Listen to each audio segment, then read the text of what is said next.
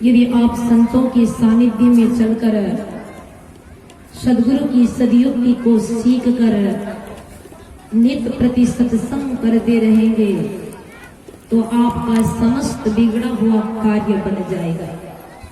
निर्धन धनवान हो जाएंगे, निर्धन धनवान हो जाएंगे, रोगी निरोगी हो जाएंगे।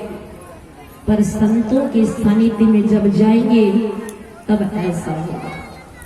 इसीलिए तो भगवान शंकर जी भी माता पार्वती जी से कहते हैं कि गिरिजा संत समागम समन लाभ कछु आन, बिनु हरि कृपा न होई सो गावही वेद हो।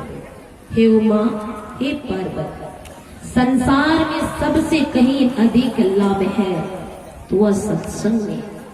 भगवान शंकर जी ने ये क्यों नहीं कहा कि सबसे अधिक लाभ केदारनाथ के दर्शन में होगा या पशुपतिनाथ का दर्शन से होगा, या फिर ये क्यों नहीं कहा वासुकीनाथ का दर्शन से होगा या बैद्यनाथ धाम का दर्शन से। भगवान शंकर जी ने सीधा कह दिया कि जो लाभ सत्संग में होगा वह लाभ कहीं भी हो नहीं सकता। इसीलिए हम आप उस पूर्ण लाभ को प्राप्त करना चाहते हैं तो हम संतों के सानिध्य में चले। और हमें मनुष्य तन जो प्राप्त हुआ है किस लिए? क्या विषयों के पीछे जीवन को बर्बाद करने के लिए? नहीं, नर्तन का फल विषय नहीं है। छोड़ो मान गुमान, सत्संग में सब प्रेम से आओ, हो जाओ कल्याण। कल्याण पाना चाहते हो तो संतों के सानिध्य में। किनके संग में? संतों की संगति में आओ। रामायण में श्री राम ने शबरी को बतलाया, संत समागम हरि कथा ये मार्ग है दर्शाया। रत्नाकर बन गया देख लो वाल्मीकि भगवान, सत्संग में सब प्रेम से आओ, हो जाओ कल्याण। जो संतों की संगति में आता है वो अपने बिगड़े हुए जीवन को बना लेता। किसी शायर ने बड़ा अच्छा ही कहा, बाढ़ आने से वृक्ष क्या दीवार भी टूट जाती है, बाढ़ आने से वृक्ष क्या दीवार भी टूट जाती है, सत्संग में आने से चोर क्या भैया डाकू भी सुधर जाता। सत्संग के पुण्य प्रताप से कौन? अरे जो धंधकारी प्रेत योनि में भटक रहे थे उनके भैया गोकर्ण ने क्या किया? गाया में जाके पिंड दान दिया, प्रेत योनि नहीं छूटा। अंत में श्रीमद् भागवत सप्ताह ज्ञान यज्ञ करवाया और धंधकारी की प्रेत योनि छूट गई। आप सबको पता है अंगुली माल हत्यारा थे, पर भगवान बुद्ध के शरण में आकर उनका भी जीवन बन गया।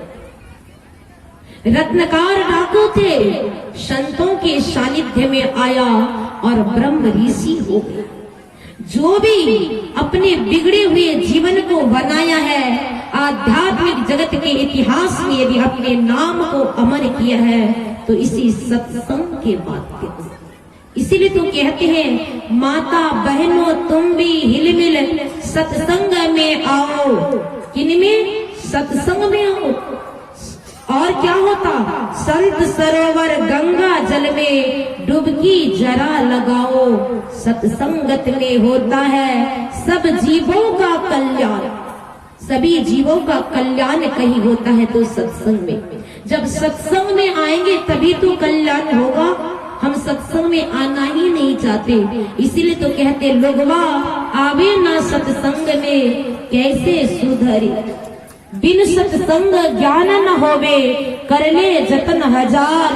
गीता रामायण पुराण को पढ़कर फिर भी ठोके कपार। लोगवा आवे ना सत्संग में कैसे सुधरे।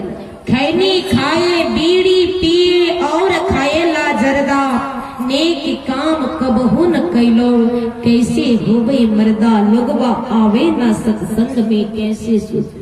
अरे मांस मछलियां खाए के भैया खुद राक्षस कहलावे, अपने खातिर बलि चढ़ावे, देवी के नाम लगावे, लोगवा आवे ना सत्संग में कैसे सुधरे। लोग सत्संग में आना नहीं चाहते तो फिर सुधार जीवन का कैसे होगा। हमारे नेपाल में सुधार केंद्र है, आपके इधर है सुधार केंद्र। जो धनाट्य घर के बेटा बेटी बिगड़ जाता है ना, फेंसिटल हीरोइन चौरेस ये सारा लेकर के घर में उपद्रव मचाता है ना, ऐसे को माँ बाप परेशान जब हो जाते तो अपने बच्चों को पैसा देके सुधार केंद्र में रखता सुधारने के लिए, फिर भी सुधरता नहीं है, बिगड़ ही जाता। कुछ दिन तो सुधरता है, बिगड़ जाता सुधार केंद्र। आपके यहाँ नहीं होगा शायद कि है, पर सत्संग एक ऐसा सुधार केंद्र है जो बिगड़े से बिगड़े मनुष्य भी आकर के बैठ जाए तो वह अपने जीवन को सुधारने का पूर्ण अवसर प्राप्त कर लेता है। और कौवा कोयल हो जाता है, बगुला हंस हो जाते हैं, कटुभाषी मधुर भाषी हो जाते। कब? बोले तत्काल। मज्जन फल देखिए तत्काला, काक होई पिक बकऊ मराला। तत्काल देखने में आता है, कौवा कोयल हो जाता है, बगुला हंस हो जाते हैं, कटुभाषी मधुर भाषी हो जाते हैं। कब? जब संतों के सानिध्य में आता है लोग, तब। पर हम आप संतों के सानिध्य में आना नहीं चाहता, इसलिए तो हमारे संत महापुरुष कहते हैं सत्संग में आवो जीवन सुधारो, मानो कहानियां ना।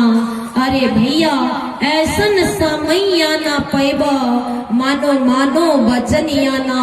नर्तन केवा मानो बढ़ाए, भक्ति करत जवानी में, बीती जवानी आई बुढ़ापा। अक्ल गई तुर चुल्हानी में, प्रभु जी के आगे ना चलियो भैया कोनो बहानिया ना। अरे भैया ऐसन समैया ना पैबो, मानो मानो वचनिया ना। लोग कहेंगे कि सत्संग में आने से ही क्यों सुधार होती, क्योंकि सत्संग में सतगुरु आते। सत्संग की महिमा बड़ी महान छे गे बहिना, जाने छे सकल जहान। सतलोक के सतगुरु वासे, नित्य सत्संग में आवे। सत्संग में नित्य सतगुरु आते हैं और ऐसे संतों की सानिध्य में बैठकर जो मानव सत्संग का आनंद लेता है, वह आनंद आपको त्रिभुवन में भी प्राप्त नहीं हो सकता। जो सुख साधुओं की संगति में, जो आनंद साधुओं की संगति में है, वह आनंद अमीरी में कहा। इसीलिए तो हमारे संत कबीर साहब कहते हैं, मन लागो मेरो यारो फकीरी में, जो सुख पावे राम भजन में, सो सुख नहीं अमीरी में। भला बुरा सबका सुन लीजिए, कर गुजरान गरीबी में। मन लागो मेरो यारो फकीरी में। जब संत कबीर साहब को भगवान श्री राम जी अपना विमान भेजा लाने के लिए, तो कबीर साहब रोने लगे। राम बुलावा भेजिया दिया कबीरा रोय, जो सुख साधु संग में सो वैकुंठ ना होय। जो सुख साधुओं की संगति में है, वह त्रिभुवन में भी सुख नहीं है। सुनते इस भजन के माध्यम